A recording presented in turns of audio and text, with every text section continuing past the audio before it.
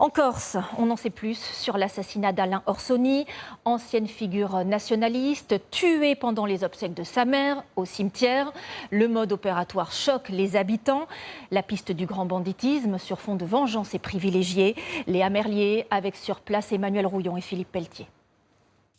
Au milieu du cimetière ce matin, les enquêteurs arpentent encore cette scène de crime inhabituelle à la recherche d'indices. L'ancienne figure nationaliste corse, Alain Orsoni, a été abattu pendant qu'il assistait aux obsèques de sa mère. Cet assassinat en plein recueillement sidère dans ce petit village de 600 habitants où tout le monde se connaît. Ce qui s'est passé hier, c'est l'horreur. C'est bouleversant. On se demande comment on peut en arriver là. Tuer un fils qui vient enterrer sa mère. La maire de la commune décrit l'onde de choc. Elle porte le même nom que la victime, mais aucun lien de parenté. La sidération. Parce qu'un crime, un meurtre dans un... On dit en Corse, au Camposanto. C'est un lieu saint. Donc ça, c'est de l'inédit, on n'a jamais vu ça en Corse. Nos valeurs s'envolent. L'assassinat semble bien préparé. Il est 16h30 hier. La cérémonie se déroule dans le cimetière situé à l'écart du village de Véro.